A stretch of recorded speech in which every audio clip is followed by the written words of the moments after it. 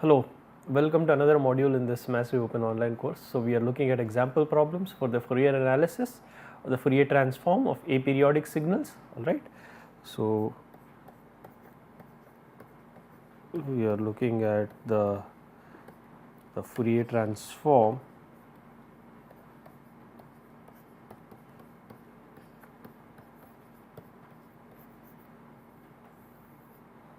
and this is for aperiodic signals.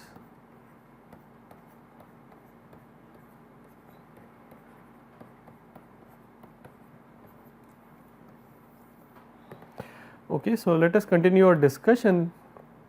Let us look at problem number 8, and in this problem we have a simple signal xt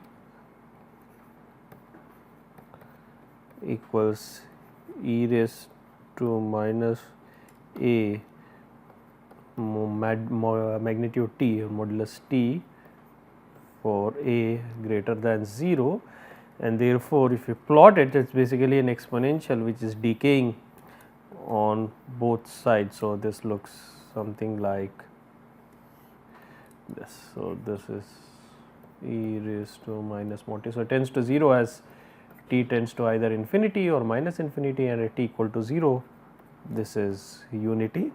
Okay, so, it is a decaying exponential on both sides of the real axis. Okay, this signal is a decaying exponential.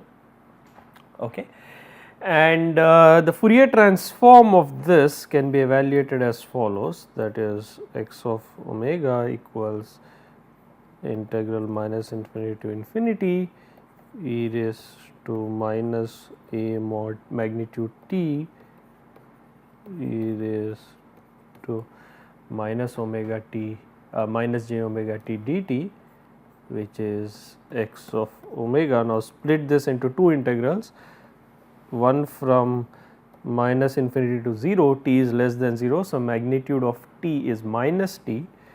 So, this becomes e raised to a t, e raised to a t, e raised to minus j omega t dt plus integral 0 to infinity e raised to minus a t e raised to minus j omega t dt. So, you split this into two integrals. Now, the first integral is integral minus infinity to 0 e raised to a minus j omega t dt plus integral 0 to infinity e raised to minus a plus j minus a plus j omega t dt, and the first integral is 1 over integral of exponential integral e raised to a minus j omega t is 1 over a minus j omega e raised to a minus j omega t evaluated between the limits minus infinity to 0 plus, or rather plus divided by minus a plus j omega e raised to minus a plus j omega t evaluated between the limits 0 to infinity. Okay. And now you can see the first integral, because remember a is greater than 0. So, e raised to a minus j omega t evaluated at 0 is 1, e raised to a minus j omega t evaluated at t equals minus infinity is 0. So, this becomes 1 over a minus j omega plus minus a plus j omega e raised to minus a plus j omega t evaluated at t equal to infinity is 0 minus e raised to minus a plus j omega t evaluated at t equal to 0 is 1. So, this becomes 1, okay, or this becomes minus 1. Okay, so 0 minus 1 is minus 1.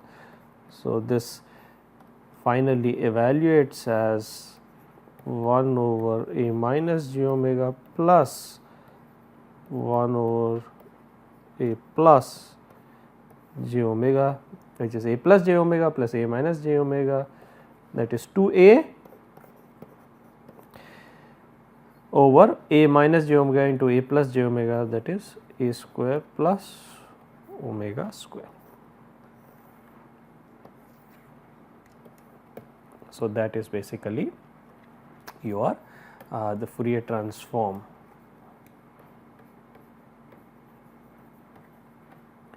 of e raised to minus a magnitude of t. Okay. So, this is the Fourier transform of, that is the Fourier transform of e raised to minus a magnitude t, that is the exponential which is decreasing on both sides of the real axis, is 2a over a square plus omega square. Okay. Let us go to the next problem. You want to evaluate the Fourier transform of one of the most frequently occurring signals, which is cosine omega naught t, and you can see cosine omega naught t, I can write this as e raised to j omega naught t plus e raised to minus j omega naught t divided by 2. Now, e raised to j omega naught t has Fourier transform. So, this is half. So, the Fourier transform of this, if you call this as x of t, the Fourier transform of this is half Fourier transform of e raised to j omega naught t, that is 2 pi delta omega minus omega naught plus half Fourier transform of e raised to minus j omega naught t, that is 2 pi delta omega plus omega naught, which is basically the Fourier transform of omega naught t, which gives rise to x of omega is pi delta omega minus omega naught plus pi delta omega plus omega naught. This is the Fourier transform of cosine omega naught t. That is the Fourier transform of cosine omega naught t is pi delta omega minus omega naught plus pi delta omega plus omega naught. And similarly, you can evaluate the Fourier transform of another very commonly occurring signal, that is a pure sinusoid, sine of omega naught t. Okay. All right. Let's look at the next example. Fourier transform of the sine function Sgn of t, sine of t, and we have seen the sine of t is simply basically the sine of a real number, that is if t is greater than 0, then sine of t is plus 1, if t is less than 0, then sine of t is minus 1, and at 0 it is actually half, and it makes a transition at 0 from minus 1 to 1. Okay. So, sine of t, the signal is 1 for t greater than 0, minus 1 t less than 0, half at t equal to 0. Okay. And now you can see, if you take now to evaluate this, let us consider the derivative of side d, derivative of this. The derivative of this is basically, you can see, if t is greater than 0 is constant, it is 1, so the derivative is 0. If t is less than 0, that is minus 1, which is constant, so derivative is once again 0. At t equal to 0, the derivative is an impulse, because it makes a transition from minus, which is a step change from minus 1 to 1 of that is a step change of basically magnitude 2. So, it is the derivative is an impulse of magnitude 2. So, the derivative of this is twice delta t. let us call this x of, let us denote this by x tilde t. Now therefore, x tilde of omega, which is the Fourier transform of x tilde t, this is equal to twice the Fourier transform of delta t, which is twice over j omega, and that is x tilde. Now remember, x tilde t is the derivative of x of t. Therefore, the Fourier transform x tilde omega is j omega times the Fourier transform x omega. This we know from the properties of the Fourier transform. Okay. So, from properties of Fourier transform,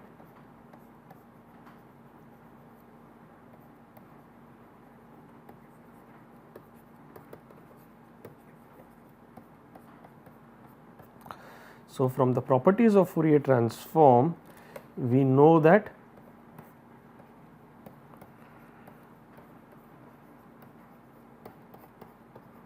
x tilde omega equals j omega, I am sorry, x tilde omega equals j omega times x, I am sorry, this is simply 2, x tilde omega, the Fourier transform twice the Fourier transform of delta t as Fourier transform of unity.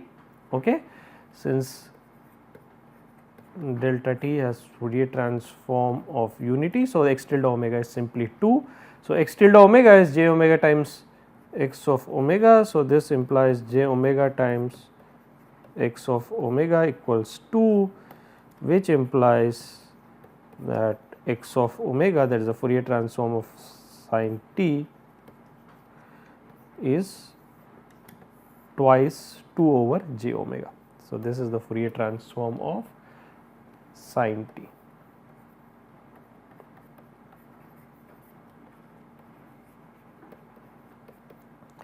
This is the Fourier transform of sin t.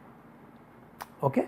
So, the Fourier transform of the sine function, all right, is basically 2 over j of omega, and this is a very interesting result, because we will see now that we can use this to derive the Fourier transform of the unit step function, which we have simply noted before.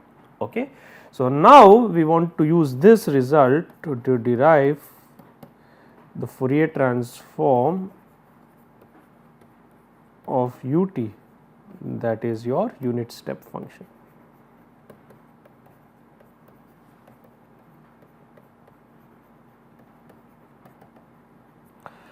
And the unit step function, note that the unit step function must be very familiar to all. So, the unit step function is basically, it is 1 if t is greater than 0, at 0 it is half, and for t less than 0 it is 0.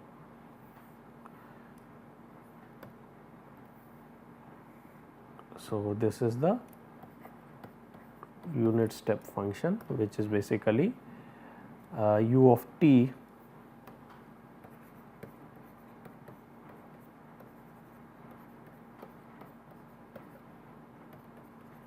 one t greater than 0, half t equal to 0, 0 if t is less than 0.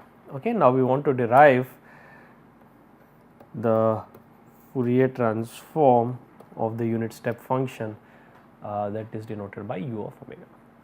And now, to do this, first realize that the unit step function can be expressed in terms of the sine function as u of t, and this is, once you realize that, it is very simple. So, we have u of t is half plus half sine of t. For instance, you can check this, sine if t is greater than 0, sine of t is 1. So, this is half plus half into 1, which is 1. At t equal to 0, this half, this becomes half plus half into 0. So, that is half. At t is negative, that is t less than 0, this becomes half plus half into minus 1, which is half minus half, which is 0. So, this verifies that u of t equals half into half plus sine, half plus half into sine of t, which implies that is, now if you take Fourier transform on both sides, you have u of omega. The Fourier transform of simply half is half times delta t, or half times, sorry, this is half times 2 pi delta omega plus half times the Fourier transform of sin t is 2 by j omega. So, you get this, simplify this is pi of delta omega plus 1 of 1 over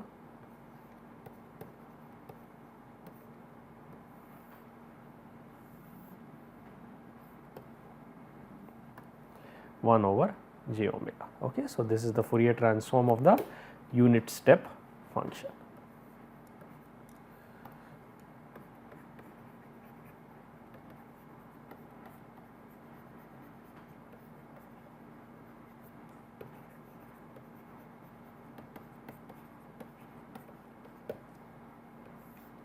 Okay, this is a Fourier transform of the unit step function. Okay.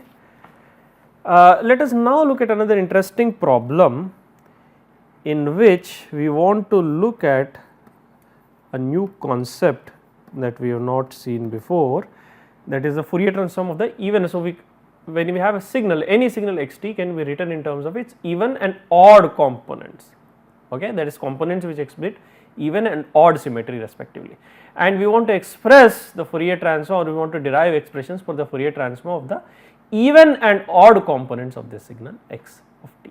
So, given x of t, signal x of t, we want to find the Fourier transform of even and odd components, that is even and odd components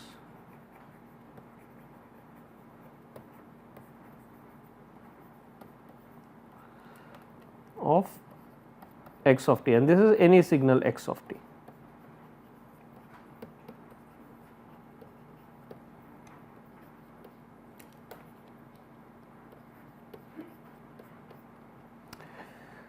Now, the Fourier transform, now first we have to and the Fourier transform, and this is any real signal, let me correct this is any real signal.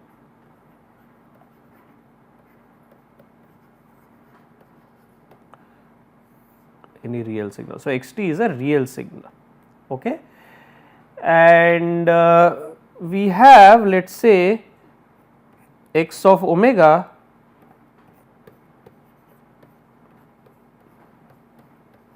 equals a omega plus j times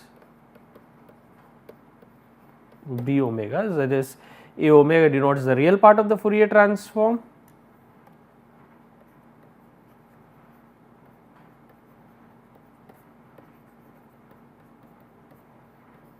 and b omega denotes the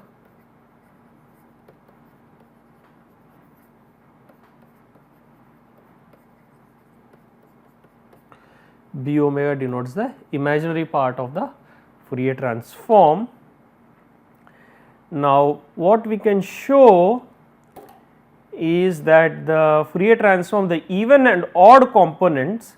Now, first we want to derive the expression for the even and odd components of this signal xt. Let us denote these even and odd components by xct and xot for the even and odd components. Okay. So, I want to write now x of t, that is a signal x of t,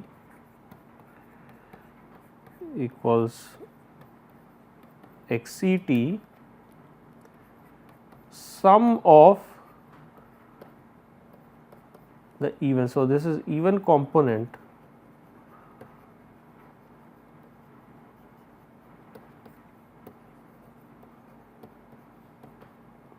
and this is odd component of x of t.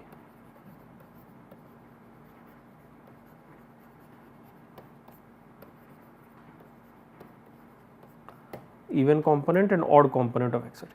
Now, naturally, because these are even and odd, we have to have xct, remember this must exhibit even symmetry, which means xct equals xe of minus t, xo of t, that is the odd component, has to exhibit odd symmetry, that is xot is xo of minus t is minus of xo of t. So, these have to exhibit even and odd symmetry. Okay. So, this implies, now first we have x t equals x c t plus x o t. Now, x of minus t is x c of minus t plus x of minus t, which is naturally equal to, because x c of minus t is x c of t. So, this is x c of t and x of minus t is minus x of t. So, this is minus x of t. Okay. And therefore, now if you look at these two equations, let us say we call this as equation 1 and we call this as equation 2, we have solving for x c t, we have x c t equals x t plus x of minus t divided by 2, and the odd component is x t minus x of minus t divided by 2. This is a general result, that is, for a real signal x t, these represent the even and odd components, that is, any signal x t can be decomposed as the even and odd components. So, these are even and odd components.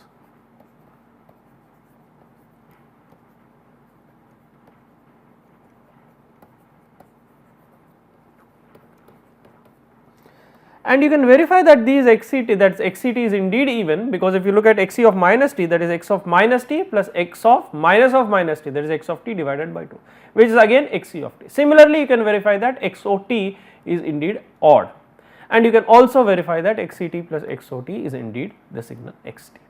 Okay. So, this is a general expression for the even and odd components of a real signal x t. Now, let us consider the Fourier transform of these even and odd components. So, let us say we have x c t has the Fourier transform x c of omega, x o t has the Fourier transform x o of omega. Now, recall that x t is real. Now, first recall that x t equals x c t plus x o t, which implies that the Fourier transform x omega equals x c of omega plus x odd of omega. Further, if you look at x of minus t, that is x c of minus t, which is x c of t plus x o of minus t, which is minus x of t. So, this is minus x of t. Now, if you take the Fourier transform of this x of minus t, obviously this is a real signal, the Fourier transform of x of minus t, remember, is x conjugate of omega. For a real signal, the Fourier transform of x of minus t is x conjugate of omega. Okay.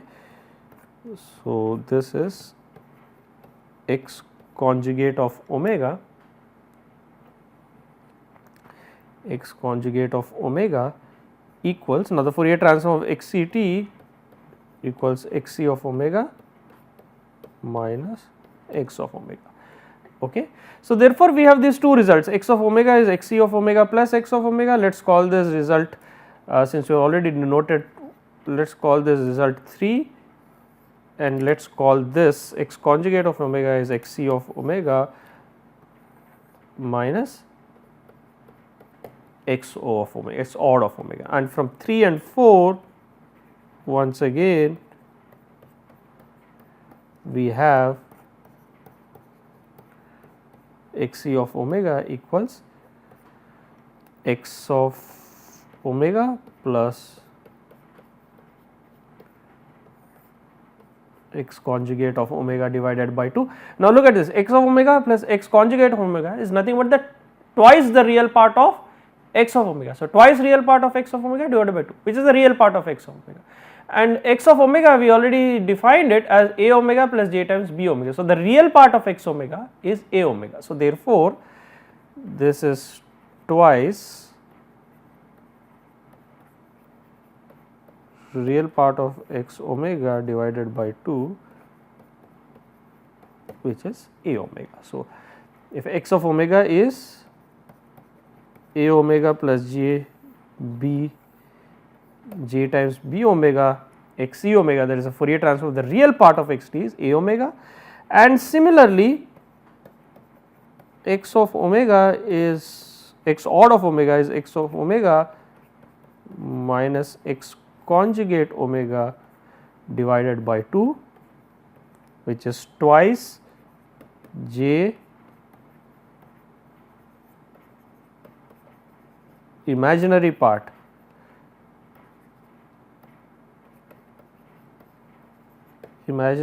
of x of omega, which is twice j imaginary part of x of omega divided by 2, which is basically your j times b omega. So x of omega we get is basically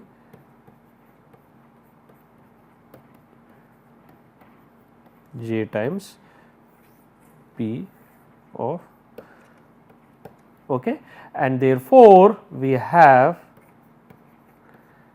x omega equals a omega plus j times b omega, which is similarly x even of omega plus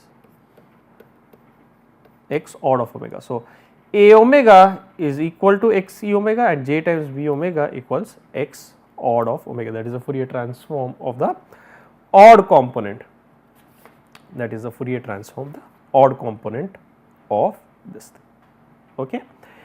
And therefore, so basically that completes this interesting problem. So we have x even of omega has Fourier transform a omega, there is a even component of x t has Fourier transform a omega, that is the real part of x omega, and the odd component x omega, odd component x o t has the Fourier transform x o omega, which is j times b omega, where b omega is the imaginary part of the Fourier transform of x t. Alright. So with these examples, let us stop this module here. We will continue with other examples in the subsequent modules. Thank you.